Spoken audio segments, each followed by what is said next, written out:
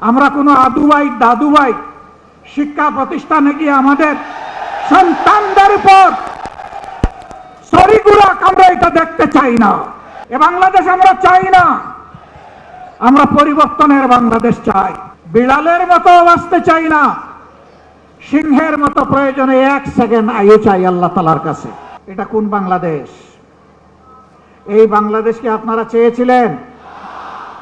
আপনাদের সন্তানদের আবার পায়ের গোড়ালি 2 টুকরা করা হোক আপনারা চেয়েছেন? আপনাদের সন্তানদের উপর প্রকাশ্য দিবালিকে দা, কিরিস, কুড়ালার হেলমেট দিয়ে আঘাত করা হোক আপনারা চেয়েছিলেন?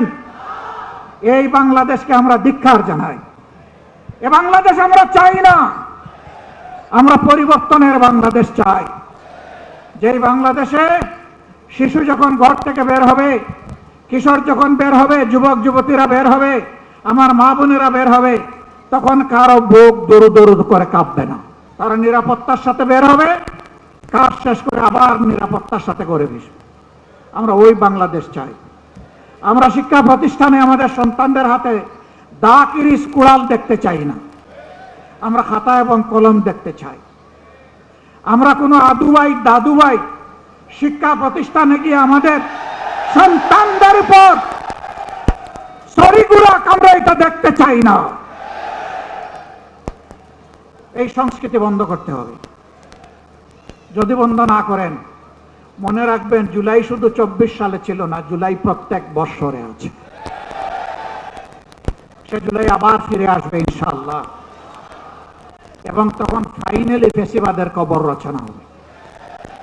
শুভবুদ্ধির উদয় হোক, জনগণের রায়ের প্রতি সম্মান দেখান, 70% মানুষের রায় মেনে নিন, গণভোটের রায় বাস্তবায়ন করুন। যদি না করেন, আমাদের লড়াই সংসদের ভিতরেও চলবে, খোলা ময়দানেও চলবে ইনশাআল্লাহ। এবং আল্লাহর পর ভরসা করে বলতে পারি, এই লড়াইয়ে জনগণের বিজয় হবে ইনশাআল্লাহ। আমরা আপনাদের কাছে কথা দিয়েছি আগে, এখনো কথা দিচ্ছি। আমার সহযোদ্ধারা যেমন বলেছেন, ইনশাআল্লাহ আগামীর লড়াইয়ে জাতির প্রয়োজনে সামনের সারিতে থেকে আমরা যুদ্ধ চালিয়ে যাব। আমাদের জীবনটা আল্লাহর জন্য, মানবতার জন্য, দেশের জন্য, জাতির জন্য। আল্লাহ যদি কবুল করেন, গর্বিত শহীদ হয়ে দুনিয়া থেকে বিদায় নিব ইনশাআল্লাহ।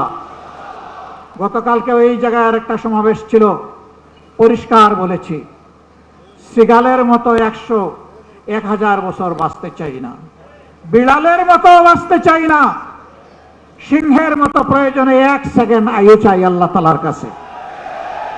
ওইটাই গর্বের। ইনশাআল্লাহ জনতার বিজয় হবে। আমরা নিরাশ নই, আমরা গভীর আশাবাদী। এ বাংলাদেশ পাল্টাবে, নতুন বাংলাদেশ গড়া হবে ইনশাআল্লাহ। সেই বাংলাদেশ গড়ার প্রত্যাশায় সারা দেশবাসীকে আমরা পাশে চাই, এবং আমরাও দেশবাসীর সাথে থাকতে চাই। আমাদের কোনো নিজস্ব দলীয় ব্যক্তিগত কোনো দাবি দেওয়া নাই।